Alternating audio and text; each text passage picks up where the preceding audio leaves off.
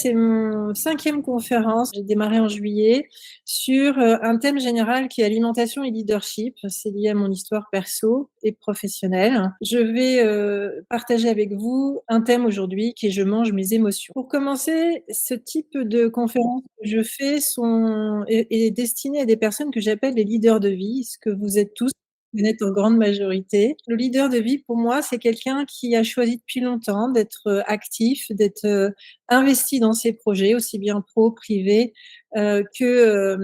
aussi sociétal et pourquoi pas aussi des passions comme le sport, la musique, la culture.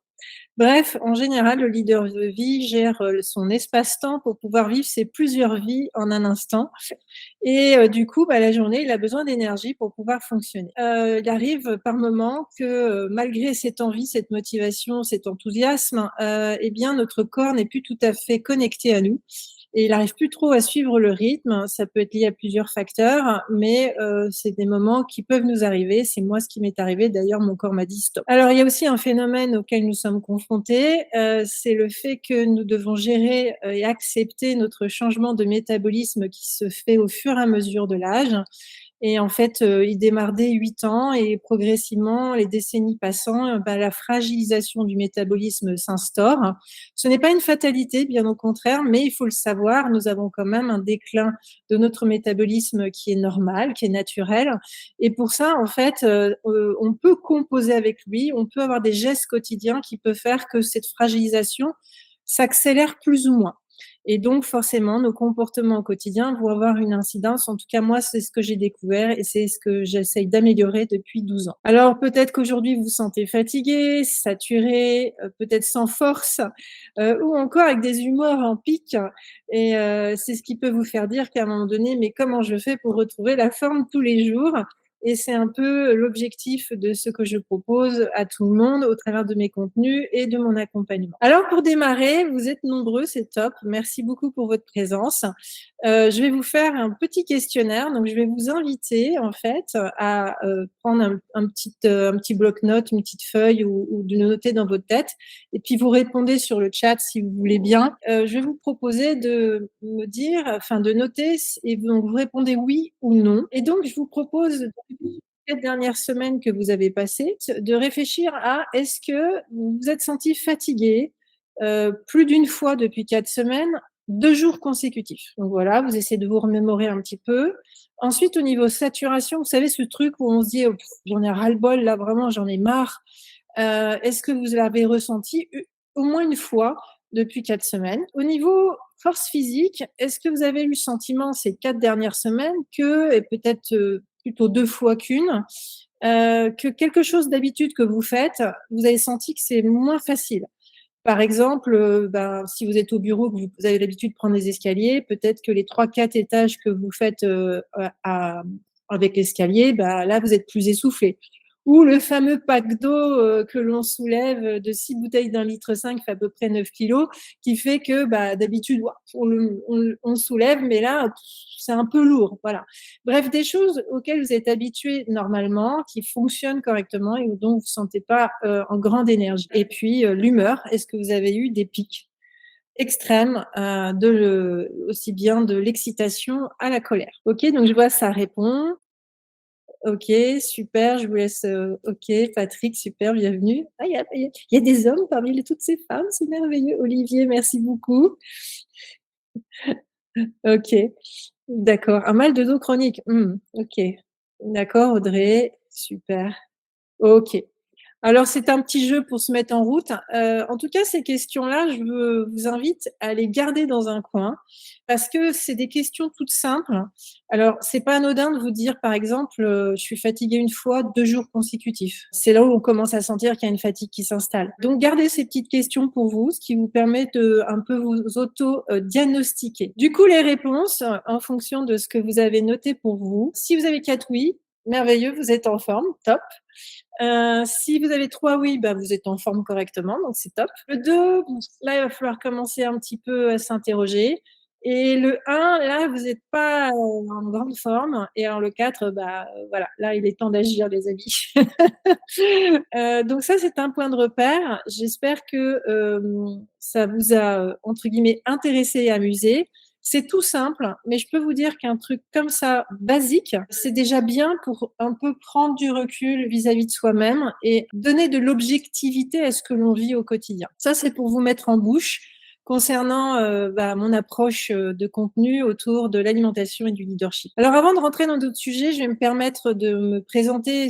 Beaucoup d'entre vous, vous me connaissez, mais ceci dit, je pense que c'est important que vous compreniez mon intention par rapport à ce que je vous propose aujourd'hui. J'ai 54 ans, voilà, donc j'ai plutôt quelques années de vol maintenant, en expérience professionnelle et personnelle. Cette année, j'ai lancé le mouvement Le Bonheur de manger, qui est en fait défendre l'idée qu'on peut vivre avec énergie et en forme quel que soit l'âge, grâce notamment à l'alimentation.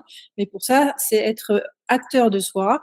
Et donc, c'est un état d'esprit, le bonheur de manger. Notamment, je défends le plaisir de manger derrière le bien-être de manger. Je suis également créatrice d'une méthode d'accompagnement Food Booster qui a démarré déjà cette année. J'ai testé pas mal avant ça auprès de dirigeants, entrepreneurs, salariés, etc.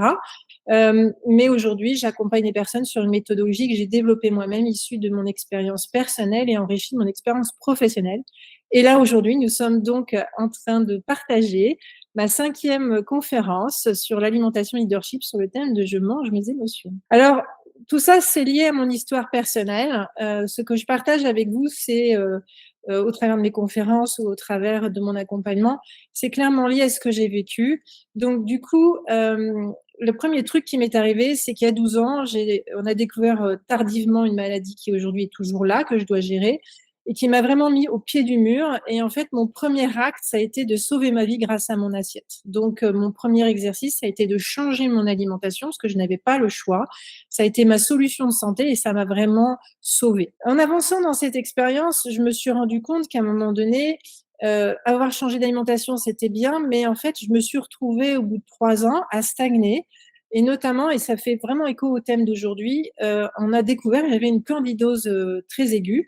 La candidose, c'est une inflammation dans le côlon qui est liée à une prolifération d'un champignon que nous avons naturellement, qui a un rôle très précis, très important, qui est le champignon Candida albicans. Et en fait, il se nourrit de sucre fermenté. Et en fait, ce champignon, comme il aime le sucre fermenté, quand on en produit trop, eh bien, il va proliférer de façon anormale. Et là, je suis tombée de ma chaise parce que en fait, je ne mangeais pas vraiment de sucre puisque depuis 12 ans, je mange que le sucre de fruits et légumes. J'ajoute très, très peu de sucre. Donc, je ne comprenais pas. Entre parenthèses, l'effet secondaire de cette pathologie, c'est notamment une réaction pulmonaire très violente, comme si on avait une pneumonie. Donc, j'ai eu cette réaction en été. Et les personnes qui étaient autour de moi, où j'étais en train de cracher mes poumons, excusez-moi l'expression, eh bien, en fait, me disaient, mais tu vas aller aux urgences. Et je dis, non, non, non, non, je sens qu'en fait, c'est une inflammation dans mon intestin, il y a quelque chose qui va pas. Et effectivement, en rentrant, mon médecin m'a expliqué que c'était un des effets secondaires les plus classiques de la candidose quand elle est très avancée. Et qu'en fait, la fermentation du sucre n'est pas que liée au même, mais il est lié aussi au fait que le stress augmente la fermentation du sucre dans notre corps. Donc clairement, là, je suis en train de vous démontrer par mon expérience que plus on est stressé, plus on n'est pas dans le mode de vie qui nous correspond. Donc le deuxième acte pour moi, c'était de décider de changer de mode de vie, donc de revoir peut-être mon activité professionnelle, l'environnement, les personnes à qui je suis, etc. Bref, et plus de douceur, dans ma façon de vivre les choses. Et ça a été mon deuxième acte. Mon troisième, ça a été aussi très rapidement derrière de reprendre possession de l'activité physique. J'ai toujours été sportive, mais l'activité physique dont je parle, c'est véritablement de dire tous les jours, je me mets en mouvement, je mets en stress mon corps. Alors c'est un stress positif dont je parle, c'est-à-dire que votre corps, il a besoin de fonctionner. Il a besoin de faire que l'électricité qu'on a dedans fonctionne et que toutes les interactions puissent réagir. Donc du coup, le fait d'instaurer au quotidien mon rituel, mes standards, c'est pour ça que je me suis foutu la paix en fait, c'est que j'ai organisé ma vie par rapport à mon intériorité, par rapport à l'extériorité. Donc au fait, mon agenda a totalement changé. C'est plutôt de dire qu'est-ce que j'ai besoin au quotidien pour être bien et me respecter et comment j'organise toutes les choses que je veux réaliser. Donc ça a été aussi un élément très important. Aujourd'hui, j'ai vraiment mes standards et ça m'aide énormément. D'ailleurs, mon 4e point de cette expérience de 12 ans, c'est que j'ai réalisé tout récemment, ça a été un post que j'ai fait notamment sur LinkedIn, J'ai vécu un séjour, un séminaire professionnel. C'était un total inconnu pour moi. C'était 4 jours de séminaire dans un pays étranger. Il fallait prendre l'avion et plusieurs heures de vol, avec un décalage horaire, avec un changement de météo, et cetera. Pour moi, à l'époque, envisager un week-end, un voyage, peu importe, pour le loisir, pour, la vie personnelle ou professionnelle, c'était un calvaire.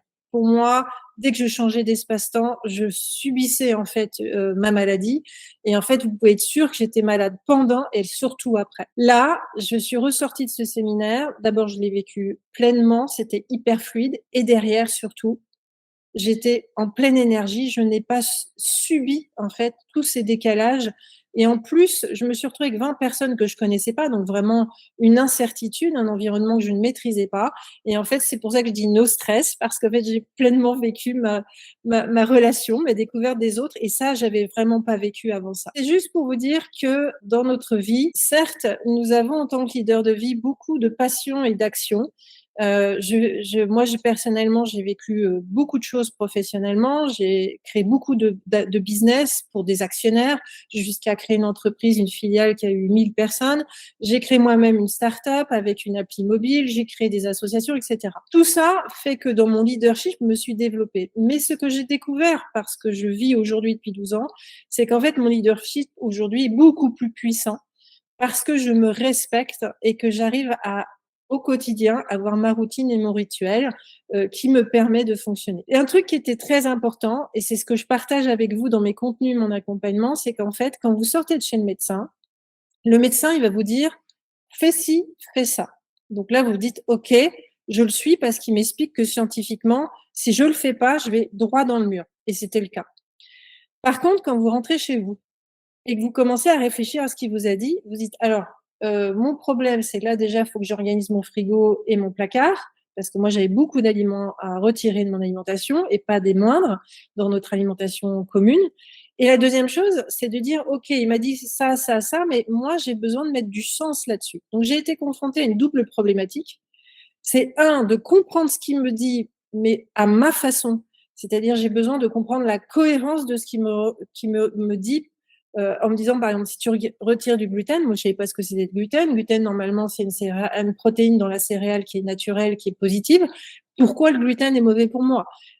Pourquoi j'ai la rate intoxiquée, etc. Bref, j'ai cherché à comprendre entre mon expérience et l'information scientifique et médicale, quelle était la cohérence? Et donc pour ça, je me suis mis à développer ma propre veille pour véritablement, faire correspondre l'expérience à la théorie et m'assurer, malgré toutes les informations qu'on nous donne, qu'à un moment donné, ouais, OK, ça c'est logique, ça c'est clair et ça je l'ai bien compris dans mon expérience par rapport à ce que les scientifiques disent. C'est l'histoire de la candidose, par exemple. La deuxième chose que j'ai voulu faire, c'est trouver une méthodologie quotidienne, des tips, des trucs, astuces qui fassent que je ne change pas forcément le niveau d'activité que j'ai. Je veux continuer à développer mes activités, je veux continuer à avoir des repas d'affaires, je veux continuer à avoir une vie sociale, je veux continuer à avoir ma famille, je veux continuer à voyager. Donc, je dois trouver le moyen d'organiser ça pour que ce soit le moins compliqué possible, tout en respectant ce dont j'ai besoin. Donc c'est ça aussi que je partage dans mon contenu. Et puis, eh bien, tout ça, ça m'a permis une chose, c'est de reprendre mon sport de compétition, l'équitation, en particulier le dressage.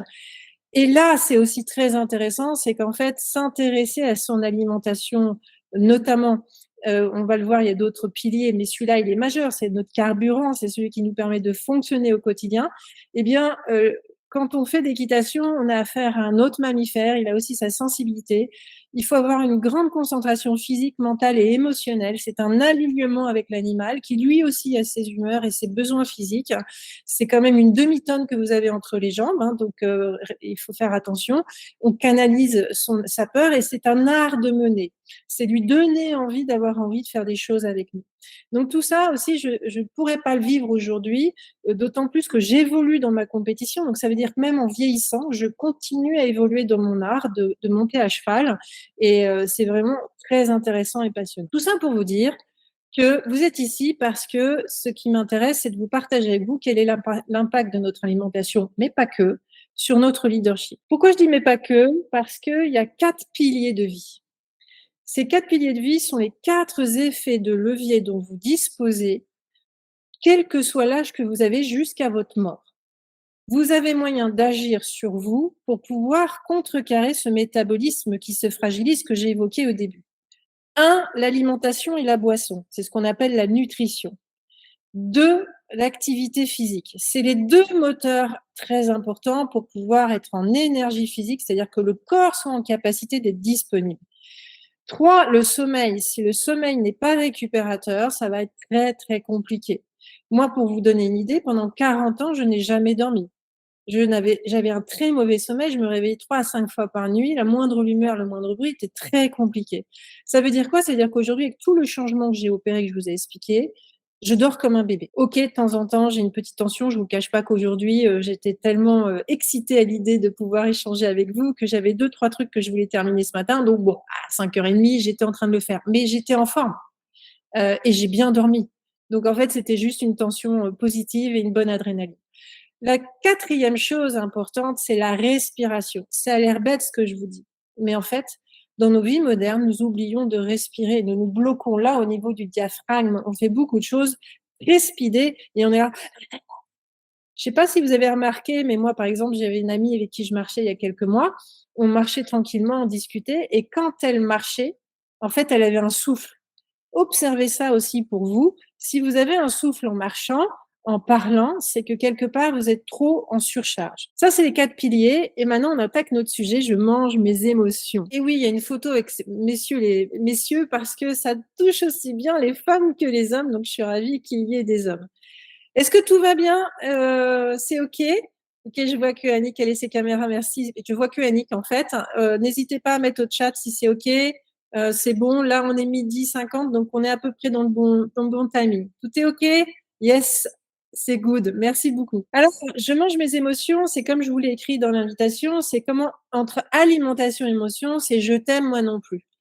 En fait, c'est ma petite histoire de la candidose. Ce qui est paradoxal, mais en même temps, il faut bien l'avoir en tête, c'est que d'un côté, ce qu'on va manger va faire qu'on va dérégler nos neurotransmetteurs, notamment. Donc ça veut dire que, eh bien, clairement, l'inflammation qu'on peut générer dans notre intestin, ce qu'on appelle le microbiote intestinal, on l'a abordé le mois dernier, eh bien, ça va avoir une incidence sur la manière dont nos neurotransmetteurs, adrénaline, sérotonine, dopamine, etc., puissent bien fonctionner. Mais à l'inverse, c'est mon histoire de candidose. Si vous êtes stressé, vous aurez beau manger une très belle assiette bien équilibrée, avec la moitié végétale, un quart protéines et le reste glucides et lipides, sachant que pour ceux qui mangent végétarien, bah, la protéine va venir par exemple, les légumineuses.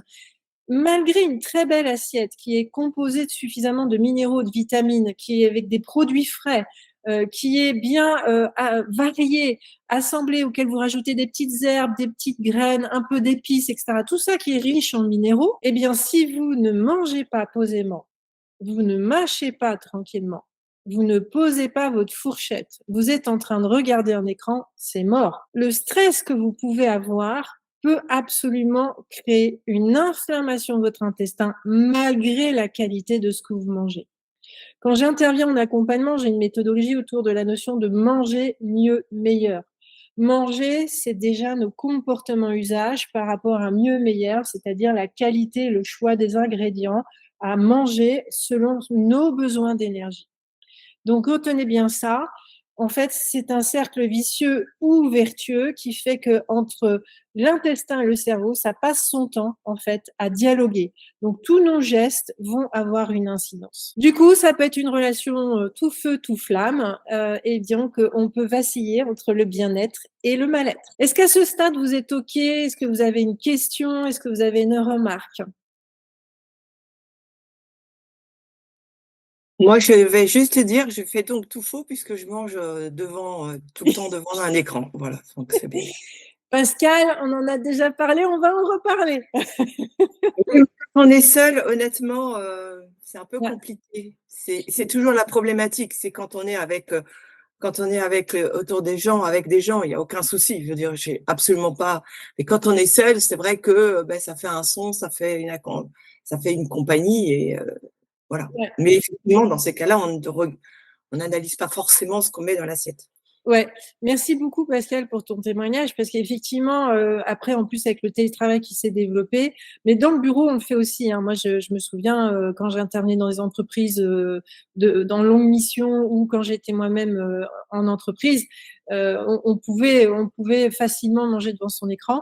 C'est un vrai sujet et pour ça il y a des petits trucs astuces pour essayer de ne pas se sentir seul alors qu'on est seul, sans forcément manger sur son écran. Merci Pascal. De Je vais rien. Est-ce que je vais continuer? C'est OK pour vous? Écoutez de la musique, tout à fait, Heidi.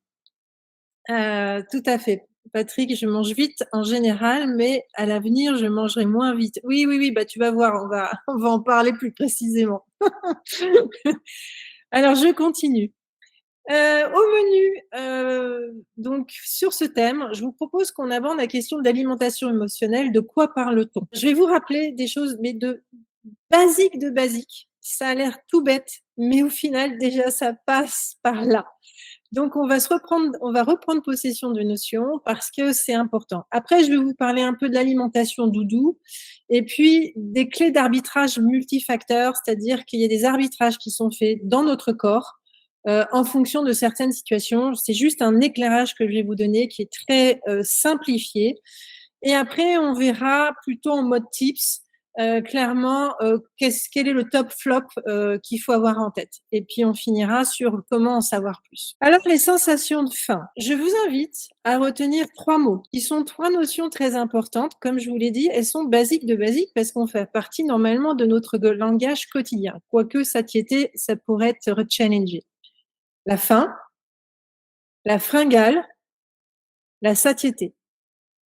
Ce sont 3 notions très importantes que je vous invite à partager avec moi et donc d'y réfléchir. La faim, je vous ai remis une définition qui est très simple, c'est une sensation, donc ça veut dire une émotion, une sensation qui normalement accompagne le besoin de manger, c'est-à-dire le besoin de me nourrir. Et donc quand j'ai nourri mon corps, je devrais normalement avoir une satisfaction qui fait que, bah, je n'ai plus faim. D'accord? Ça veut dire quoi? Ça veut dire que le premier réflexe que nous avons tous dès notre naissance, c'est d'abord que le corps se nourrisse et d'abord c'est une relation physique que nous avons à l'alimentation et non pas une relation émotionnelle ou sociale. Donc rappeler ce qu'est la faim, c'est simplement de dire à un moment donné, c'est important de respecter sa sensation de faim. Parce que ça veut dire que j'ai besoin de manger, de me nourrir. D'ailleurs, on dit j'ai de l'appétit ou bon appétit, entre parenthèses, à l'époque. Aujourd'hui, je l'entends moins. Mais à l'époque, on disait ah, il a bon appétit. Ça voulait dire qu'il va bien. Voilà. Donc, avoir une sensation de faim, c'est important. Le mot fringale. Le mot fringale, on l'utilise beaucoup, surtout ces derniers temps, on a tendance à le mettre sur le côté négatif. Mais fringale, c'est simplement l'expression de notre corps qui dit j'ai faim, mais de façon violente et pressante. Donc, ça veut dire quoi? Ça veut dire que quelqu'un qui a fait déjà une matinée bien chargée, actif physiquement, mais même intellectuellement, et que si le matin il a démarré sans forcément manger suffisamment de quoi lui donner de l'énergie, eh bien, il peut avoir une réaction de faim violente et pressante. Et c'est normal, parce que son corps dit hey, oh, t'es gentil là, mais faudrait remettre du carburant dans la voiture. Tu sais, le truc que tu fais avec ta voiture, ben, c'est pareil avec moi, sauf que moi, je te montre pas la jauge, donc il faudrait la voir. Donc là, je suis en train de te dire, ouh, là, t'es dans le rouge, et bientôt, ça va plus marcher, ça va plus fonctionner. Donc ça, la fringale, normalement, c'est un terme qui s'associe à la faim, mais qui est une approche plus agressive de la chose, parce qu'on met en difficulté le corps. Par contre, aujourd'hui, on parle beaucoup de fringale parce que on est plutôt dans un mot associé à la réaction émotionnelle. C'est là où on va utiliser le terme grignotage et grignotage, on va même lui donner une connotation négative aujourd'hui en voulant faire culpabiliser les gens qui mangent peut-être trop ou pas assez ou on sait rien. Moi, je vais être très claire avec vous. Depuis que j'ai changé d'alimentation, j'ai jamais mangé autant. J'ai jamais eu autant de grignotage, si on appelle ça comme ça. Le grignotage, c'est quoi? C'est des moments dans la journée de façon fractionnée où je vais donner du carburant à mon corps parce qu'il en a besoin. Donc, la notion de grignotage, on peut la voir de façon négative, mais elle reste une notion positive. En tout cas, pour moi, elle l'est. Entre parenthèses, c'est pas du grignotage au sens je mange n'importe quoi. Je mange véritablement les aliments dont j'ai besoin pour aller faire, par exemple, mon sport en fin de journée. Quand je fais ma marche rapide à plus de 6 km/h sur à peu près 12 kilomètres, sachant qu'aujourd'hui, je suis en moyenne entre 6, 7 et que des fois, je fais des perfs jusqu'à 8, 2 km/h en marche, il est clair que mon corps, il a besoin d'énergie pour bien me donner ça. Mes jambes, elles avancent de plus en plus parce qu'elles sont habituées, mais ceci dit, elles ont aussi le carburant qui leur permet de le faire. Le troisième terme, c'est la satiété. La satiété, c'est quoi? Ce n'est plus une sensation, c'est un état d'indifférence. C'est-à-dire que, logiquement, si vous passez devant n'importe quel étal d'alimentation, peu importe quoi, eh bien, bah, vous l'avez pas envie, vous le désirez pas, ça vous est complètement indifférent.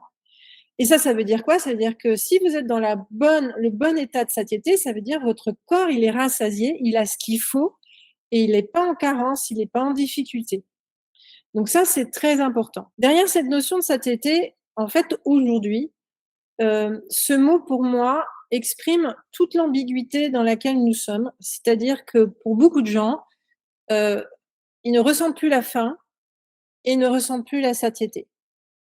C'est-à-dire qu'on n'est plus connecté à son corps qui a besoin de se nourrir ou qui dit: «OK, c'est bon, j'ai besoin de rien», mais on est plutôt en train de raisonner la manière dont on mange. Entre parenthèses, il y a un bouquin qui est fait par une professeure spécialisée sur, tout ce qui est recherche psychonutritionnelle et elle le dit clairement.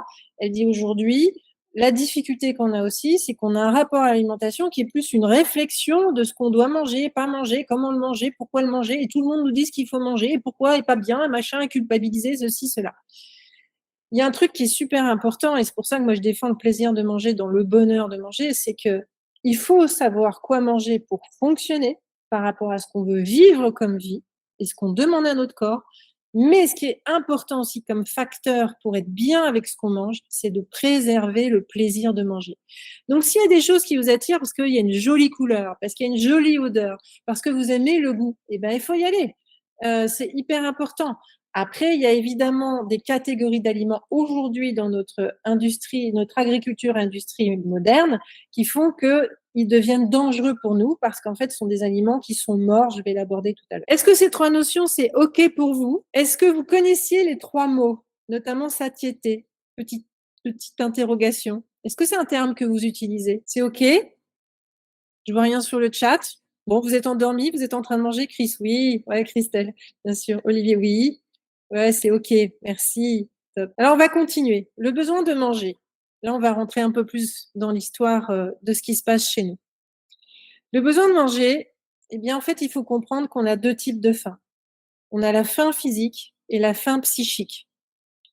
Et en fait, aujourd'hui encore plus, en fait, on est toujours en train de jouer sur un équilibre entre ce que mon corps a besoin et ce que mes émotions me font faire comme envie, peut-être jusqu'à être impulsif. Donc, c'est ça qui se passe aujourd'hui et l'enjeu, ça va être de comprendre quelle est la distinction entre la faim physique et la faim psychique. Là, je vous ai mis une liste qui n'est pas exhaustive, mais en fait, en gros, comprendre quand j'ai une sensation de faim, est-ce qu'elle est physique ou émotionnelle? C'est d'abord se poser la question de dire: «Est-ce que c'est mon corps qui me passe un message?» sachant que c'est un très bon lanceur d'alerte, ou est-ce que c'est lié à une émotion qui peut être positive ou négative? Donc quand vous avez faim et que vous vous dites: «Mais c'est bizarre, j'ai faim, je devrais peut-être pas manger parce qu'on m'a dit que je dois manger que 3 repas, je dois pas grignoter, je dois pas ceci». Posez-vous la question de savoir est-ce que c'est votre corps qui vous exprime ce besoin ou est-ce que c'est plutôt lié à une émotion? Donc, le corps, il peut passer plusieurs messages. Entre parenthèses, vous voyez dans la liste, à la fin, il peut être même silencieux. C'est-à-dire qu'en fait, si vous écoutez bien votre corps, il dit: «Bah non, moi, j'ai besoin de rien», et là, c'est peut-être le côté, émotion. Par contre, si vous sentez des gargouillis, que vous avez des grognements, que vous avez une espèce de vous sentez faible, vous sentez perdre de l'énergie, limite vous êtes irritable parce qu'il y a un truc qui vous manque, c'est physique et il faut savoir l'écouter. D'accord? Donc je vais vous faire un petit exercice. Je vais vous inviter à réfléchir à la semaine qui s'est écoulée, globalement 7 jours. Pour vous, dans votre manière de sentir la faim, est-ce que ça a été plutôt côté psychique ou physique? Donc vous avez compris, entre 0 et 10, sachant qu'on va dire l'équilibre est à 5. Si vous êtes au-dessus de 5, c'est physique. Si vous êtes, en dessous, c'est plutôt émotionnel. Donc Olivier, physique, OK. 8 pour Aurore, physique, OK. 9 pour Eric, physique, OK. Mariam, physique, OK. Chris, 9, OK. 5 pour Patrick, 5 pour Audrey, plutôt physique pour Pascal. Christine, 5, OK. Nicolas, 6, OK. Laurence, 7, d'accord. Très bien. Merci pour toutes vos réponses. Vous pouvez continuer. Je vais enchaîner. Alors, pour vous positionner, excusez-moi, ouais, voilà. Donc en fait, ce qu'on est en train d'évoquer, c'est ce qu'on appelle l'intensité de la faim. C'est-à-dire le premier exercice qu'il faut faire, c'est repérer cette intensité, c'est ce que vous venez de faire, d'accord? Donc en fait, si vous êtes au-dessus de 5, 6, bah, faut manger. Votre corps, il est en train de dire, «Faut y aller là, parce que là, tu en as besoin». Donc on s'en fout de l'heure, il faut manger. Voilà. On sait qu'il y a des fringales la nuit, c'est encore un autre sujet, mais il est possible aussi qu'en fonction de ce que vous avez demandé votre corps, vous provoquez une hypoglycémie, liée en fait qu'il y a plus d'énergie et que vous vous réveillez à 5 heures du matin et qu'il faut manger, parce que votre corps il a produit trop d'efforts, quoi. Donc c'est une question de lui donner le bon carburant au bon moment. OK? En général, la faim s'exprime quand on fonctionne dans la journée. Donc, je rappelle une chose par rapport au sommeil.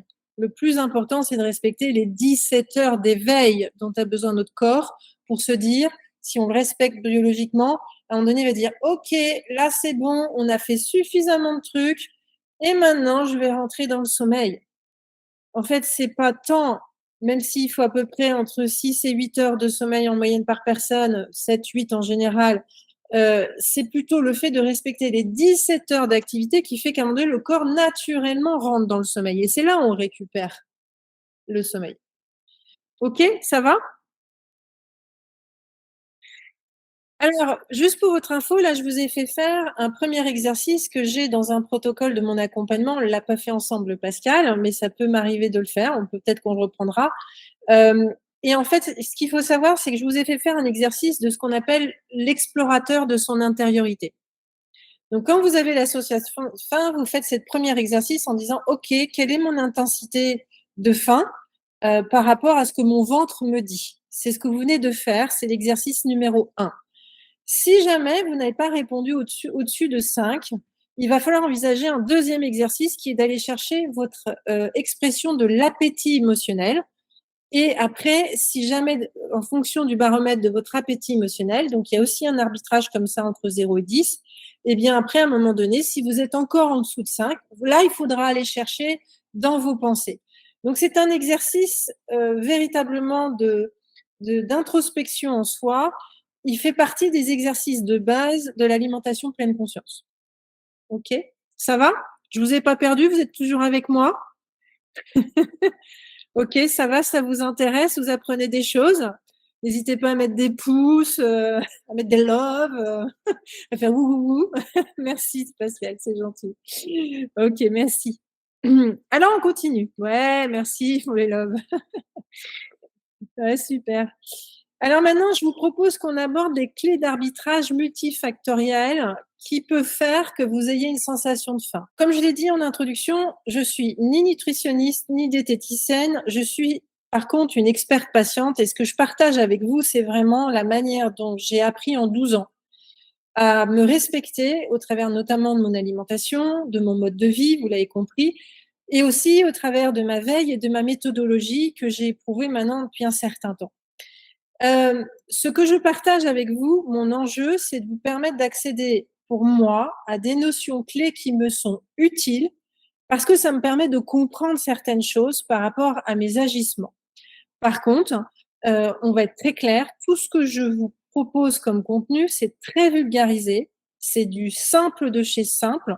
Donc, je n'ai pas la prétention d'être dans une précision scientifique. C'est pour ça que l'année prochaine, il y aura aussi des conférences avec des experts pour pouvoir creuser un peu plus certaines thématiques. OK?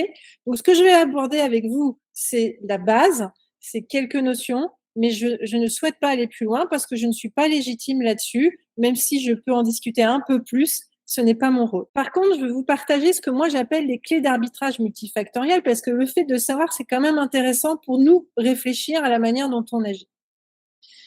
Alors, on veut gérer ses émotions en mangeant, voilà, de différentes manières. Donc, on est bien d'accord que là, on parle de l'alimentation émotionnelle. Donc, on est sur le côté signal émotionnel. D'accord? Il faut savoir qu'il y a une alimentation doudou. C'est-à-dire que l'alimentation doudou, c'est cette alimentation qu'on va aller chercher, peu importe. Là, je vous ai mis une image de doudou parce que j'ai trouvé une image avec des jolis doudous en légumes, en fruits, mais j'ai pas trouvé avec des donuts, des machins, des bidules, du sucre. Mais l'idée, elle est là, c'est plutôt de dire, peu importe l'ingrédient, qu'il soit sucré, très transformé, qu'il soit très frais, une envie de grenade, une envie de kiwi, une envie d'avoine. Voilà, moi, j'ai une personne que j'accompagne, elle a une envie d'avoine, voilà, de flocons d'avoine. Donc, voilà. Mais en fait, le sujet de fond, c'est de dire l'alimentation doudou, peu importe l'alimentation, c'est cette alimentation vers laquelle vous voulez aller parce que vous avez besoin de vous rassurer. D'accord? Pourquoi? Parce que en fait, quand vous êtes dans une situation de stress émotionnel, en particulier négatif, eh bien, notre corps s'organise pour nous protéger. Il nous protège pour en fait nous permettre de retrouver du réconfort. Et pour ça, il va utiliser la dopamine et la dopamine va en fait provoquer une sensation de faim parce qu'en fait, la dopamine va essayer de nous donner une récompense pour qu'on se sente bien. Donc sachez qu'il y a un phénomène chimique, je vous disais tout à l'heure que, le fait de marcher, et cetera, c'est de faire fonctionner l'électricité qu'on a dans notre corps. Mais ce qui est important de savoir, c'est que nous sommes faits de chimie et plein d'interactions entre différentes chimies. Et donc, entre le côté matériel de ce que nous sommes et la partie liquide que nous sommes et la partie de ce que nous ingérons, tout ça a des rôles d'interaction qui fait qu'à un moment donné, notre corps est une machine tellement intelligente qu'elle va s'organiser pour nous aider.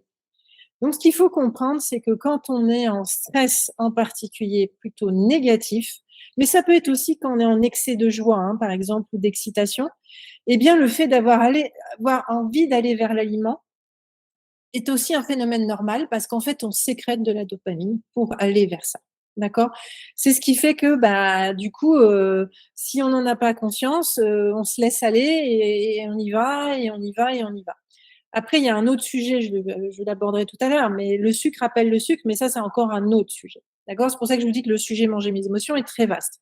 Mais retenez quand même le fait que quand vous êtes en stress négatif, c'est normal que vous ayez envie de manger émotionnellement.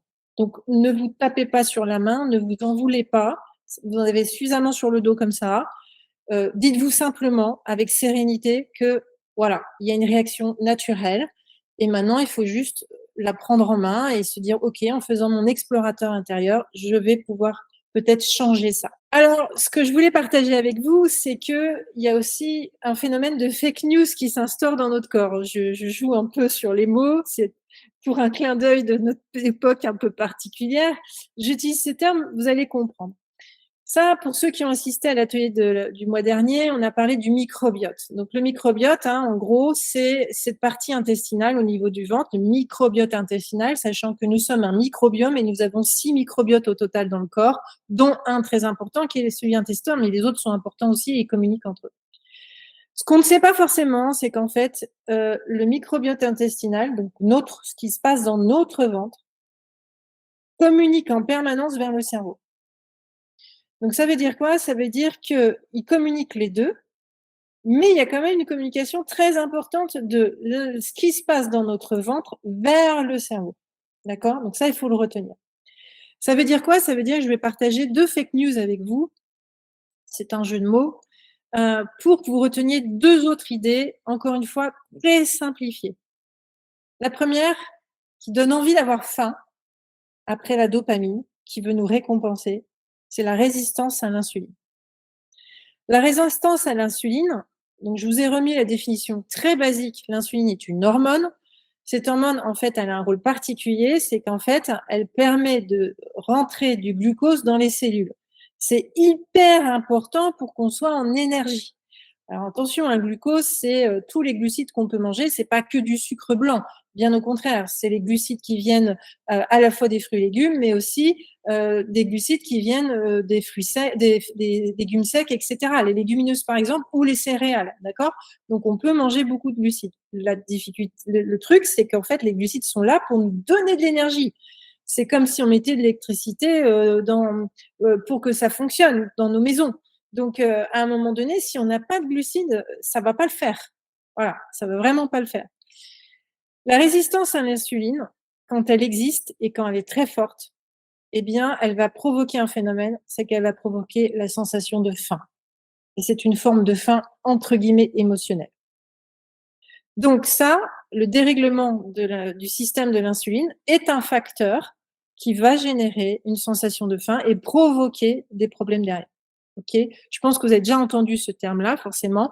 Par contre, je ne vais pas m'attarder là-dessus, mais honnêtement, en 2025, ce sera des sujets où je souhaite vous permettre de rentrer un peu plus là-dedans, parce qu'il y a un vrai sujet là-dessus. Il y a un moyen aussi de suivre ça, même pour quelqu'un qui n'est pas concerné par du diabète, parce qu'en fait, on est tous concernés aujourd'hui avec notre mode d'alimentation à des résistances à l'insuline.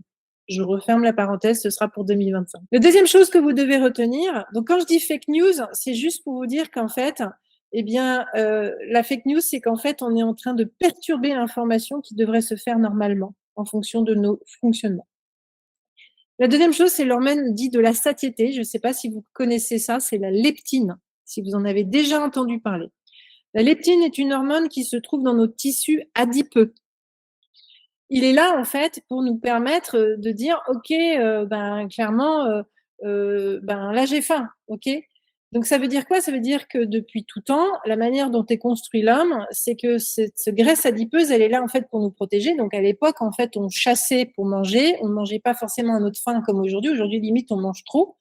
Et en fait, c'était pour nous permettre de réguler cette masse graisseuse et réussir un petit peu aussi à nous protéger. Ce qu'il faut comprendre, c'est que si vous commencez à développer trop de masse graisseuse adipeuse, si vous commencez à en avoir trop, eh bien en fait, vous allez créer une information inversée et en fait, vous allez reprovoquer la sensation de faim.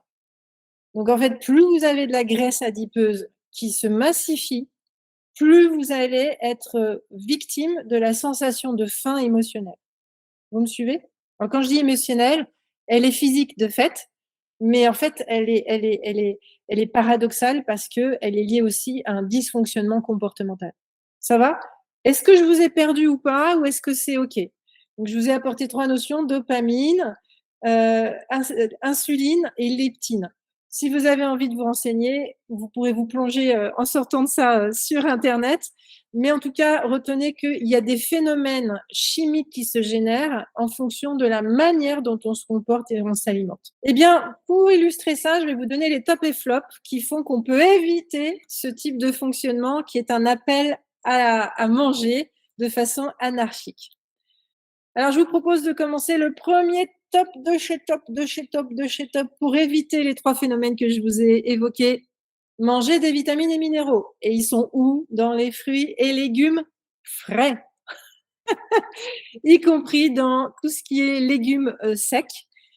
Très important d'avoir une grosse base végétale dans votre assiette. Tout à l'heure, je l'ai dit, c'est au moins la moitié. Et si vous rajoutez de la protéine issue du végétal, ça va être carrément 3/4. D'accord?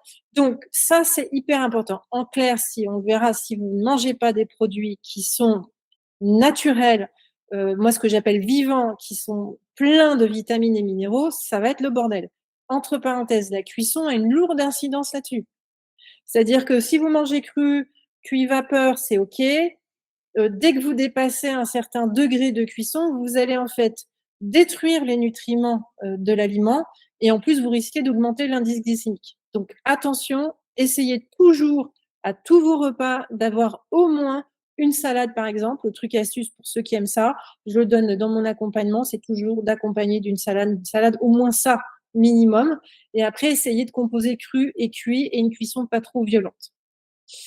Le deuxième top, varier les aliments, donc varier les couleurs, varier les saveurs, voilà, donner vraiment de la variété par rapport à les minéraux, les vitamines, les protéines, tout ça, ça va être dans les différents aliments. Le fait de plutôt suivre saison, locale, le fait d'alterner, mettez des graines, des herbes, etc.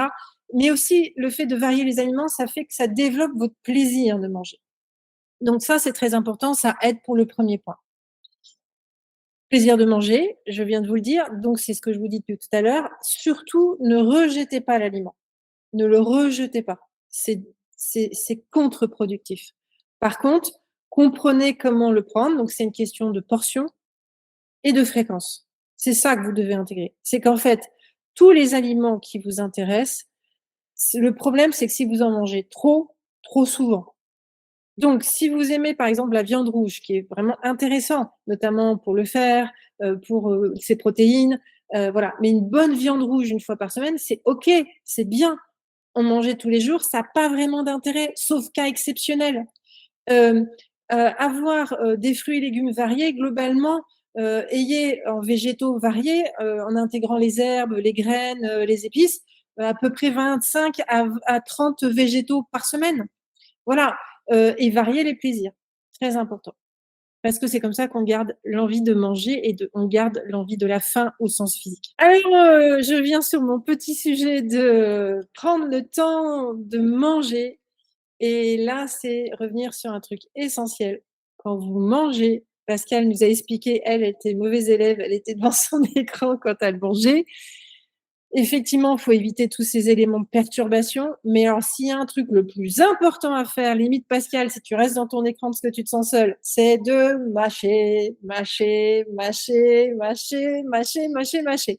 Pour ceux qui assistaient au premier atelier, je crois qu'il y avait Christelle et Aurore peut-être, je ne sais plus. Eh bien, on a fait un exercice qui était de mâcher. Globalement, il faut savoir que pour qu'on ait le temps de mâcher, parce qu'on va nos petites scies ici, les 11 scies vont détruire l'aliment pour le faire passer en liquide dans l'œsophage, parce que c'est une peau très, très fine, donc déjà mâcher, c'est pour bien digérer. La deuxième chose, c'est que ça diffuse des informations à notre cerveau qui dit: «OK, là, il y a plein d'aliments intéressants, ça me plaît bien, c'est en train de me nourrir, ça commence à exciter toutes mes hormones, et ça commence à communiquer et je commence à diffuser l'information. Donc là, je commence à construire ma relation à la satiété. Le fait de mâcher prépare la digestion, prépare le fait de la sensation de satiété. Et ce que vous devez retenir, prendre le temps de mâcher, prendre le temps de manger, ça veut dire quoi? Ça veut dire que votre sensation de satiété, cet état de satiété, sera au bout de 20 minutes après avoir commencé à manger. Donc, si vous mangez très vite, que vous mangez en plus un burger bien dégoulinant venant d'une fast-food pas terrible qualité et qui dedans est plutôt de l'aliment mort que vivant parce que ça manque en fait des nutriments, c'est ce que je vous ai évoqué avec les vitamines, minéraux, eh bien en fait vous allez tout de suite avoir faim. Donc quand vous mangez, peu importe votre assiette, déjà vous mâchez, mâchez, mâchez, mâchez. Minimum 20 fois, je vais être honnête avec vous, les dernières études scientifiques disent qu'il faudrait pratiquement mâcher 30 à 40 fois. Bon, je ne sais pas si vous avez essayé, nous on l'a fait l'essai au premier atelier. Bon, déjà 20 fois c'est bien, 30 ça commence à être costaud, 40 ça commence à être difficile. Mais faites-le, faites-le. Alors le truc astuce aussi, posez fourchette et couteau sur l'assiette et d'abord mâcher, ça Christelle nous l'avait rappelé au premier atelier. Donc vraiment, prenez le temps de manger. Aujourd'hui, un des problèmes de notre société, c'est qu'on veut manger vite parce qu'on n'a pas le temps. C'est l'inverse que vous devez faire parce que si vous faites ça, vous allez générer un stress supplémentaire et ça veut dire que quand vous mangez comme ça, vous mangez stressé. Donc vous ne digérez pas bien, vous allez créer le terrain inflammatoire et vous allez provoquer encore plus de stress parce que ça communique et ça remonte aux neurotransmetteurs. Ça va? Toujours OK? L'autre chose, on l'a vu tout à l'heure, c'est que je ressens ce que je mange. Donc ressentir ce que je mange, c'est véritablement pouvoir, laisser le fait de mâcher, c'est laisser le goût en fait s'instaurer, avoir quelque part le goût qui remonte dans le nez. le fait de sentir tout ça. Quand on déguste du vin, pour ceux qui sont amateurs, il y a cette patience-là. Ben, c'est la même chose quand vous mangez, en fait. Et plus vous ferez ça, plus vous allez retrouver le plaisir de manger et plus vous allez atténuer le stress dans lequel vous êtes et vous allez être dans une alimentation physique. L'activité physique, je change d'alimentation. L'autre élément aussi qui peut permettre d'éviter de manger avec des émotions, c'est que la sédentarité est un des facteurs les pires pour générer une alimentation émotionnelle. Si vous ne bougez pas tous les jours, si vous êtes très victime de la sédentarité, dans le groupe WhatsApp que j'anime depuis juillet, maintenant on est à peu près on approche d'une 80 personnes, on a fait un petit sondage où j'ai demandé aux personnes combien de temps elles restaient assises. Aujourd'hui, on a des métiers qui font que globalement, pour la plupart, on est beaucoup assis. Il faut absolument que votre corps bouge tous les jours. S'il ne bouge pas tous les jours, des mouvements, on y va, machin, on se lève, on fait des choses qu'on aime bien, des choses douces, base yoga, etc. On va marcher, tout. Je vous parle d'activité physique, je ne vous parle pas de sport. Donc le bricolage, le ménage, tout ça, ça fonctionne. Le fait que le corps fonctionne et que vous soyez avec lui, d'accord? Et que c'est pas la tête qui résonne, c'est lui qui prend le dessus. Ça va vous aider à éviter d'être dans le stress vers l'alimentation et donc de ne pas manger vos émotions. Donc le niveau d'activité est un facteur reconnu scientifiquement comme étant un des facteurs majeurs d'amélioration du stress. En plus de l'alimentation qui, si elle est mauvaise, entretient une inflammation, ou si elle est bonne, réduit l'inflammation et donc permet aux neurotransmetteurs de mieux fonctionner. Ok? Donc activité physique, très important pour pouvoir réguler ses émotions et donc de ne pas manger avec ses émotions. L'autre facteur très important aussi, le sommeil. Le sommeil, c'est le paradis des hormones. On l'a vu tout à l'heure, il y a quelques hormones qui jouent des rôles. Le sommeil sert véritablement à reconstruire le corps. C'est là où le corps profite pour faire plein de choses. Il répare, il maintient, il finit la digestion, il prépare les déchets pour l'évacuation. C'est vraiment un moment essentiel. C'est d'ailleurs là où il va faire augmenter l'acidité de notre intestin naturellement parce qu'il y a un gros travail qui est fait de fin de digestion. C'est le paradis des hormones. Donc c'est à ce moment-là aussi que toutes les choses se réorganisent. Si votre sommeil n'est pas bon, n'est pas récupérateur, c'est-à-dire que vous pouvez dormir 8 heures, hein, mais si vous récupérez pas pendant les 8 heures, c'est mort. Donc le vrai sujet, c'est la qualité de votre sommeil. Ça, c'est un élément majeur d'amélioration pour que vous ayez une réduction de stress et donc que vous mangez moins vos émotions. Entre parenthèses, on sait aujourd'hui que la qualité du sommeil peut faire que les gens grossissent parce que ça appelle la faim encore plus, qui est une faim émotionnelle. Ça va? Je continue? Alors les flops, hein, produits transformés, sans surprise. Ce qu'on appelle les produits transformés, c'est tous les produits qui vont en fait avoir un processus de fabrication et donc de recomposition. Pourquoi ils sont déconseillés fortement? Même aujourd'hui, on est avec des alertes danger et vous allez entendre parler de plus en plus de ça. Je pense qu'il va y avoir une réorganisation qui va se faire avec la recherche du microbiote. Le produit transformé, en fait, nous, on appelle ça un produit mort. Il y a 0 nutriments. Donc, vous n'avez pas les vitamines, ni les minéraux, ni même si vous disent il y a les lipides, du glucide, machin, ça ne vous nourrit pas. Et la carence de nutriments fait que ça dérègle le système hormonal et tout le système qu'on a. Donc, honnêtement, si vous pouvez bannir au mieux les produits transformés, ben, franchement, c'est ce qu'il y a de mieux à faire pour réduire aussi le stress oxydatif. La deuxième chose, c'est la malbouffe. Alors, quelle est la différence? C'est que la malbouffe, c'est cette bouffe très sucrée, très grasse, qu'on va illustrer là par l'image, voilà, du fast-food, les chips, les sodas, etc. Ça, c'est très destructeur, très destructeur. Limite, ça, c'est le premier à vraiment virer. Et dans le transformé, il faut atténuer. Le transformé, si vous avez une étiquette qui a plus de 5 ingrédients dans la composition, c'est très transformé, évitez. Si vous avez des additifs où il y a des vous virez parce que c'est ça le problème. Et c'est lié à la malbouffe. Dans la malbouffe, on n'a que des émulsifiants. Les émulsifiants sont très dangereux pour notre système intestinal et neurologique. Donc plus aujourd'hui on sait de façon avérée, tout se recoupe en termes d'études, que ceux qui mangent énormément de la malbouffe et du transformé sont en fait dans un état de dépression et d'angoisse et d'anxiété. Donc ça, c'est le facteur le plus important de génération de stress et ça appelle encore plus une alimentation émotionnelle évidemment sucré et gras. Le sucre ajouté, ça vous le savez, on fera un thème l'année prochaine là-dessus parce qu'il y a vraiment des choses à partager là-dessus. Le stress lui-même, c'est mon histoire de la candidose, évidemment. Donc, comment vous pouvez améliorer les choses dans votre vie? Bon, là, c'est la part émotionnelle, hein, donc je ne suis pas spécialiste là-dessus. C'est là où il faut aller rejoindre des personnes qui ont un vrai travail là-dessus pour être en énergie via son émotion, sa spiritualité, la manière d'être être et pas que de faire. Et puis la charge mentale. Alors la charge mentale, elle est directement liée à la manière dont on travaille, on fonctionne. Moi, je vous ai dit tout au début qu'un des facteurs d'amélioration, ça a été je me fous la paix parce que changer mon alimentation suffisait pas.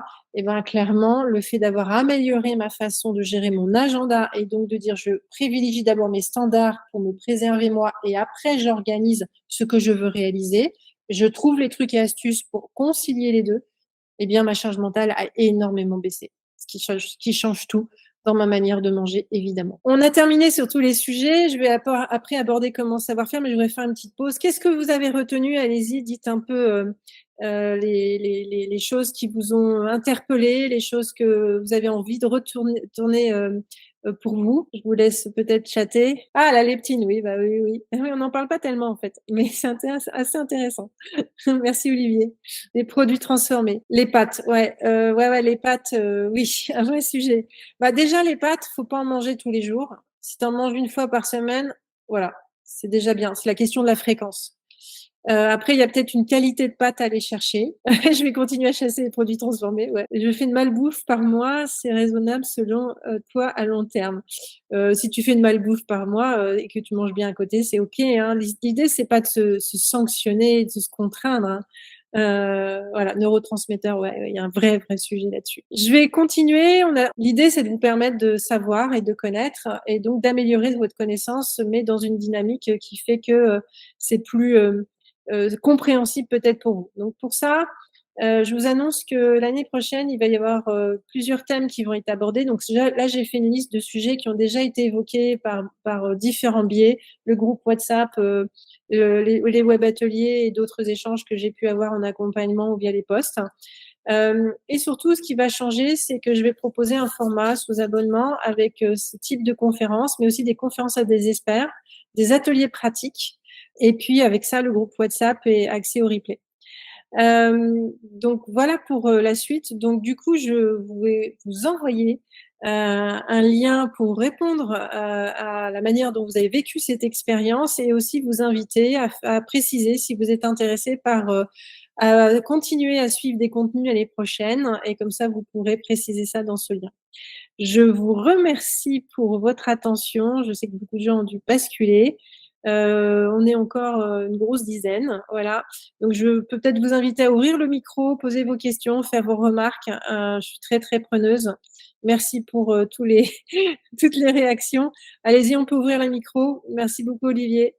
Vous pouvez ouvrir le micro si vous voulez poser une question, faire une remarque. Oui, en fait, moi, je te disais, pour la malbouffe, je m'en fais, ouais, ça dépend, je me fais bon, une pizza par mois ou enfin, un hamburger justement par mois.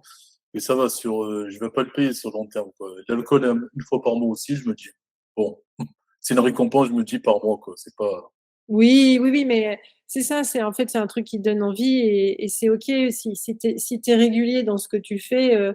Moi, c'est pareil, hein, je veux dire, il y a des moments où je me lâche, comme tu vois, je me lâche ce qu'évoque une psychonutritionniste, où je rejoins complètement ce qu'elle dit, c'est que, tu vois, à l'apéro, tu peux te lâcher un peu sur des chips, mais si tu manges globalement, tu respectes ce dont tu as besoin, tu vas pas le vivre du tout pareil que si tu es dépendant en fait de la chips ou du soda ou de la malbouffe, quoi, enfin un côté malbouffe, quoi.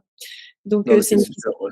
Ouais, parce que donc ça me rassure, parce que quand tu dis que il y avait des conséquences assez dévastateurs, ah, là, je m'étais dit, ah, mince, mais ça va oui, alors. oui, clairement, il y a un vrai sujet, mais après c'est une question de quantité et de fréquence, tu vois? Il y a des gens, ils mangent tous les jours comme ça. Ouais, ouais, là, c'est, ouais. Tous les repas, donc si tu veux, forcément, ici la branche sur laquelle ils sont, quoi, donc voilà, quoi. Oui, comme dit Christelle, c'est important de ne pas créer de frustration. Mais c'est vraiment ça. C'est-à-dire que défendre le bien-être et le plaisir, c'est essentiel en fait. Sinon, ben on va pas s'en sortir. Ouais, merci Olivier, merci beaucoup. Donc il faut absolument, en fait, savoir ce dont on a besoin et en fait, c'est être conscient, en fin de compte, de son alimentation, quoi. Lorsque l'on mange déjà équilibré, ouais, j'aimerais bien réussir à me lasser. Moi, je suis toujours dans le contrôle. Ah oui, oui, oui. Et le problème du contrôle, c'est que ça crée un stress supplémentaire, Nadine. Donc du coup, effectivement, il faudrait trouver une solution pour t'aider. Il y a vraiment moyen, il faut juste réaborder, le sujet de fond parce que si tu continues à être en stress, en fait, ben, tu te crées un terrain inflammatoire malgré tout. Tu as beau avoir une assiette, qui est bien, si tu le manges en disant: «Oh, est-ce que c'est bien?» ben, tu vas pas bien l'ingérer, en fait. Insomniaque en plus. Ah oui, donc il y a des sujets. Bah, écoute, si tu veux, on pourrait en parler. Merci Aurore, c'était riche d'infos. Sachant que c'est bientôt les fêtes pour l'alimentation. Oui, mais les fêtes, ça se prépare. Alors oui, pour les fêtes, pour ceux qui sont encore connectés, c'est ce que j'ai déjà partagé avec le groupe WhatsApp. Les fêtes, en fait, là, il faut les préparer. Donc on a une semaine à peu près de Noël, un peu moins. Il faut boire beaucoup d'eau, manger beaucoup de fruits et légumes et pendant les repas de fête, il faut pas hésiter à rajouter, si c'est pas le cas, une salade, des légumes. Aller marcher, respirer et boire beaucoup d'eau. Et après les fêtes, ça se prépare aussi après, c'est-à-dire que ça se travaille aussi après, c'est-à-dire que si on a passé une semaine à faire les fêtes avec plein de repas riches, etc., il faut derrière faire minimum une semaine à boire beaucoup, manger beaucoup de végétaux. Là, la malbouffe, tu le décales, tu le mets un mois après. Mais sinon, faut profiter des fêtes. Légumes et fruits, ouais, à fond, ouais, carrément. Mais, Moi, j'ai une remarque, c'est, quand tu parles de la manière dont tu as, en fait, réorganisé, finalement ta vie autour, un peu de tes impondérables pour, maintenir ton équilibre, ouais. que je trouve moi aujourd'hui par rapport à là où j'en suis, hyper challenging par rapport aux temps sociaux, aux temps professionnels, enfin, genre, voilà quand c'est, le petit déj, petit pain au chocolat et que toi tu manges pas parce que c'est le 3e de la semaine en entreprise et que personne comprend quoi. Donc c'est, enfin pour moi c'est vraiment un point de réflexion et de progrès par rapport à toi, ce que tu as déjà mis en place. Oui. Bah, en fait, tu soulèves un sujet qui est important aussi, j'en ferai peut-être d'ailleurs une conférence, j'en ai fait une vidéo d'ailleurs sur la chaîne, c'était une des premières. En fait, à un moment donné, mais le sujet il est vrai pour tout ce que tu décides de faire pour toi-même. C'est-à-dire qu'à un moment donné, toi, tu sais que ton rituel, ta routine, ça va être de faire comme ça, comme ça. Et là, on se confronte à l'environnement, l'entourage qui lui parce qu'on est dans une société aujourd'hui où on considère que normal c'est ça et pas normal c'est ça, alors qu'en fait c'est pas le sujet. Mais en fait, c'est là où si tu veux aussi dans ton état d'esprit, dans ta façon d'être, dans ta posture, il y a moyen en fait de partager avec les autres le fait que tu prendras pas forcément, le 3e croissant au chocolat, le pain au chocolat de la semaine. Tu peux le dire d'une certaine manière de sorte à ce que les gens se sentent à l'aise avec ça et limite, tu vois, moi ce qui s'est passé, c'est que les gens ça a attiré des questions de curiosité. Et donc c'est le fait que tu sois capable d'expliquer aux gens, pourquoi tu fais ça. C'est-à-dire qu'en fait, c'est dire: «Non, non, mais pas de souci, super votre pain au chocolat et tout, ben, moi c'est bon, j'ai pris mon petit déj, j'ai plus faim». Et là, tu vois, la personne: «Ah mais vous savez, en fait, moi, mon corps, il me dit que j'ai plus faim». C'est l'histoire de j'ai mangé, à ma faim physique et donc bah, là, c'est pas que je veux pas le manger, c'est que j'en ai pas besoin.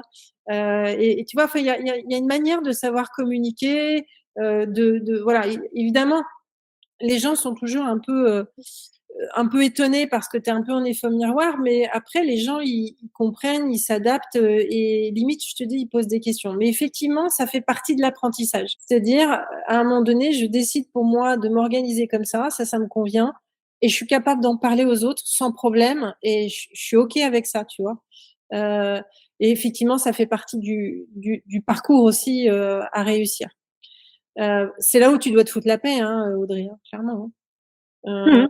Non, mais parce que tu auras toujours quelqu'un qui aura à redire ou qui comprendra pas, c'est son problème. Lui, il a sa vie, toi, tu as la tienne, quoi, tu vois. Enfin, à un moment donné, euh, si toi, tu as décidé d'occuper de ta santé physique et mentale, ben, c'est toi qui as raison, quoi. Voilà, quoi.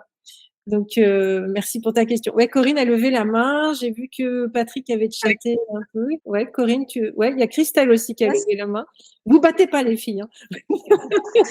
Non, non, c'est par rapport à Audrey. En fait, c'est peut-être pour contribuer à l'encourager. C'est que moi, j'ai vécu dans un village où il y avait 70 habitants. Tous les copains étaient des gros mangeurs, pas forcément en équilibre alimentaire, etc. Et j'étais vraiment une très, très marginale. Et en fait, moi, j'étais droite dans mes bottes à ce niveau-là. Et en fait, ce que j'ai pu remarquer, c'est qu'ils me disaient: «Ah, mais toi, viens pas nous parler de ça», alors que j'avais rien dit. C'est parce que l'effet miroir était trop gênant, trop dérangeant pour eux. Donc ils voulaient m'associer à ce qu'ils faisaient et j'étais inarrêtable dans mes décisions et je continuais à manger, ce qui m'allait bien avec eux. Donc c'est ça que j'ai remarqué. C'est qu'en fait, c'est les gens qui sont dans la malbouffe qui se rendent compte et qui ça les arrangerait bien de nous embarquer, pour justifier ce qu'ils mangent. Et puis un jour, il y en a une qui a dit: «Ah mais alors pour me charrier, ils m'ont dit: «Ah ben tiens, il y a un restaurant au village à reprendre, l'auberge, tu qu'à la reprendre avec Didier». Et en fait, il y en a une qui a dit: «Ah mais moi j'aimerais bien, parce qu'elle ferait une salle pour, les uns et il y aurait enfin de l'équilibre alimentaire quand on se retrouve». Et là, je me suis dit: «Victoire». Voilà, je voulais partager ça avec toi. Ouais, merci Corinne. Mais ouais, c'est ça. Et entre parenthèses, Audrey, si jamais ça t'intéresse, dans le groupe WhatsApp Le Bonheur de Manger, tu vois, on échange dans cet esprit-là, si ça t'intéresse de rejoindre, parce que voilà, si t'es dans ton chemin actuellement de reprendre des choses, ça peut être bien de pas être seule, c'est ça l'idée, quoi. Christelle, tu voulais réagir? Oui, en réponse à Audrey, pour avoir travaillé aussi dans une unité, médicale, chacun à tour de rôle, on amenait, des petites choses, pour le petit déjeuner et cetera. Donc moi, je me suis pas fait subir le Nutella, je me suis pas fait subir les croissants et le pain au chocolat du tout. En revanche, quand c'était mon tour, j'arrivais avec mes fruits, j'arrivais avec du pain frais, j'arrivais avec du jambon frais et en fait, c'est quelque chose qui s'est instauré tout doucement. Certaines personnes ont apprécié ce changement et puis, j'ai des collègues, jeunes papas, jeunes mamans, qui ont commencé aussi à amener des gâteaux réalisés avec, leurs enfants, réalisés, voilà, avec, c'était rigolo de remplacer, les sucres et cetera et c'était très, très chouette. Je pense que chacun est moteur quand on est dans une structure, on n'est pas obligé non plus, il me semble, c'est toujours facile à dire, attention, hein, pas de jugement, hem, de, de s'adapter aux autres et de subir, quoi. Donc voilà, c'était juste, c'est savoir aussi quelque part, je crois, se respecter, il me semble. Ouais, merci beaucoup Christelle. Puis après, il y a un autre truc, Audrey, c'est que, tu vois, tout le monde parle avec son expérience de le miroir, d'inspirer l'autre, et cetera. Mais effectivement, chacun peut être perturbé. Et c'est vrai que le changement alimentaire, enfin le rapport à l'alimentation peut être un des sujets psychologiques les plus compliqués pour l'individu. Parce que ça le ramène à, en fait, sa relation nourricière avec sa mère en tant que fœtus. Ça le ramène à l'éducation qui lui est donnée à sa naissance dans son milieu familial. Et ça le ramène après, à sa relation avec, sa communauté, culturelle, quoi. Donc, comme il y a autant de champs possibles, que d'individus, si tu veux, c'est compliqué. Et après, il y a une réalité aujourd'hui, et c'est tout le paradoxe de notre société, c'est qu'aujourd'hui, en fait, globalement, la société essaye d'imposer une alimentation qui est assez standardisée pour tout le monde parce qu'elle est liée aussi à une économie et voilà. Mais paradoxalement, nos recherches sur le microbiote intestinal font qu'aujourd'hui, ton ventre, ce qui se passe à l'intérieur, c'est-à-dire cet ensemble de micro-organismes, ben, en fait, c'est ton empreinte personnelle. C'est-à-dire que la tienne n'est pas la même que celle de Patrick, de Corinne et de Christelle. Donc ça veut dire quoi? Ça veut dire que, de toute façon, il y a que toi qui peux savoir ce qui te correspond pour aller bien et avoir l'énergie dont tu as besoin. Et ce qui est compliqué, c'est que les gens en face de toi, eux, ils sont pas dans une réflexion que toi tu as menée pour comment être dans me respecter, et c'est lié aussi à d'autres choses. Mais par contre, tu es en train de développer ta propre culture générale parce que c'est lié à ton expérience et donc tu crées ta propre crédibilité. C'est ce que disaient Corinne et Christelle, c'est qu'à un moment donné, les gens au début, forcément, ils vont te faire la remarque un peu désobligeante ou ils vont, voilà. Puis petit à petit, ils vont venir progressivement parce que ce qu'ils voient, c'est qu'en fait, ils te voient toi dans ta cohérence et dans ta lumière. C'est-à-dire, tu vois, moi, c'est ce que j'ai vécu, c'est que quand j'ai changé d'alimentation, comme j'ai retiré tout ce qui me faisait mal, les gens me disaient pas, t'as maigri, c'est, tu as l'air en forme. Voilà ce qu'ils me disaient, tu vois. Et c'était vraiment ce que je ressentais. Et ça les a inspirés. Donc, du coup, il y en a qui viennent rapidement, puis t'en as petit à petit, tu vois, les années passent, et puis à un moment donné, ils font, bon, en fait, Caro, qu'est-ce que tu manges, qu'est-ce que tu bois? Parce que, bah, ils sont dans un moment de vie où ils se disent, faut peut-être que je m'y intéresse parce que là, tu vois, mon métabolisme, donc voilà. Donc, comme dit Christelle, il n'y a pas de jugement, il y a de la bienveillance, il y a le fait surtout de savoir qu'on doit se faire confiance en soi, sur les choix qu'on fait. Tout ça est fait de bonne intelligence. Que les gens aient envie de bénéficier de ton savoir, et ben, tu peux leur donner quand ils le demandent, mais après, qui t'empêchent pas de faire ce que tu as à faire, quoi. Mais effectivement, il y a, mais c'est la même idée avec le rapport à l'alcool ou même la malbouffe, quoi. Je veux dire, l'autre jour, moi, je discutais avec une maman qui a rejoint le groupe WhatsApp. Elle me disait, ouais, mon ado de fils, lui, il a pas très envie d'aller au McDo et ses potes disent, ouais, allez, on va au McDo. Et il dit, mais attendez, pourquoi on va pas à un petit resto à côté, là, sympa, qui fait deux, trois trucs sympas. Et alors, au final, il est allé au McDo, mais un jour, il arrivera à les faire venir au resto, quoi. Est-ce que vous avez d'autres questions ou remarques? Je vais pas dire les filles parce qu'il y a Patrick, hein. Je vois qu'il y a encore, alors je sais pas dans quelle mesure c'est parce que je crois que Micheline, elle était en transport. Donc je vois encore des gens connectés. Je vois Micheline et Nadine, hein. Donc je sais pas si pour Micheline et Nadine, il y a moyen de poser autre question ou remarque. Sinon, Pour le chocolat, j'avais une question, Caro. ouais, Selon toi, pour le chocolat, en général, je mange plus de chocolat noir. Mais après, les autres, c'est vrai que de ce qui est dit, apparemment, le chocolat au lait et le chocolat blanc à éviter parce que c'est beaucoup plus sucré. ouais, alors en fait, si tu veux, le chocolat noir par rapport aux autres chocolats, bah, le Les fêtes sujet. en plus bientôt. Pour ça. Pardon? En plus, c'est les fêtes bientôt, donc le chocolat, ça. Ouais, bah ouais. Bah en fait, si tu veux le chocolat au lait et le chocolat blanc encore plus, si tu veux, c'est à la base, c'est surtout beaucoup de sucre. Alors en plus, tu il y a des allergènes, donc il y a du lait, moi je peux pas bon, le sucre aussi, mais il y a aussi du gluten. Mmh. Donc en fait, plus ton chocolat est noir, plus tu es sur une version pure du cacao. Ok. Et en fait, le gluten, si tu veux, moi je sais que le gluten globalement, au-dessus de 70, plutôt 80%, moi je prends plutôt 80%, je suis sûre de pas avoir le problème de gluten, globalement. Même s'ils sont obligés de mettre des traces parce que, si tu veux, ils ont pas des usines, isolées de gluten s'ils travaillaient de la farine à côté ou voilà. Mais moi je suis pas à ce point-là. Et pour la dose de sucre, c'est pareil, à partir de 80%, 95%.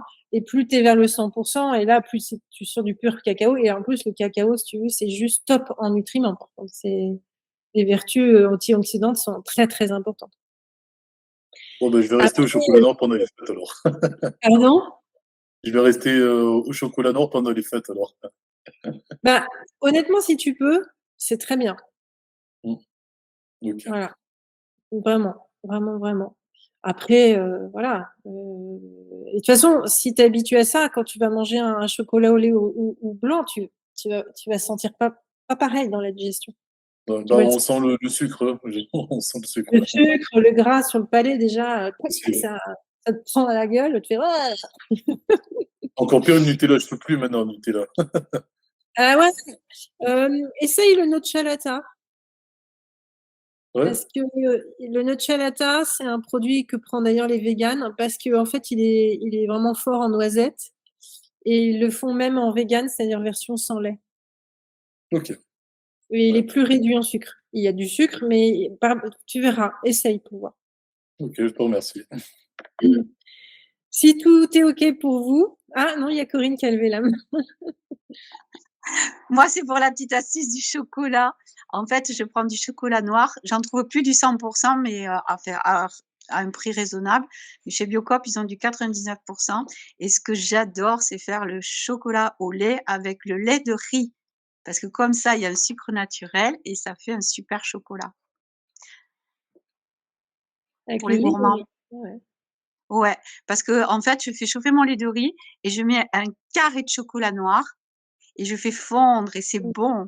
Après, il y a des fois le petit nuage de crème coco, voilà, tu sais? Et voilà, c'est la gourmandise de Corinne Courteil, mais qui reste dans le bel équilibre alimentaire. Merci pour ce plaisir de boire. Top. Est-ce qu'il y a encore des questions, remarques ou est-ce qu'on peut se quitter pour la prochaine fois? Et se retrouver la prochaine fois? Merci beaucoup pour votre présence, votre attention, vos questions, vos remarques. Je vous enverrai les informations concernant votre retour d'expérience. Donc, je vais vous l'envoyer, je pense, aujourd'hui, donc entre aujourd'hui et demain. Donc, vérifiez vos mails ou messageries de réseaux sociaux. Je saurais bien vous retrouver en fonction de l'endroit où vous m'avez trouvé.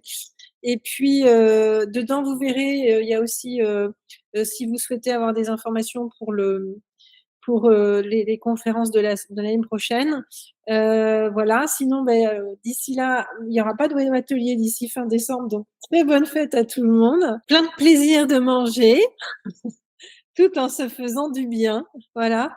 Et puis, j'espère que tout ce qu'on a vu aujourd'hui vous a plu. Voilà. Merci pour votre présence. Portez-vous bien. Soyez Jedi de votre santé, n'oubliez pas.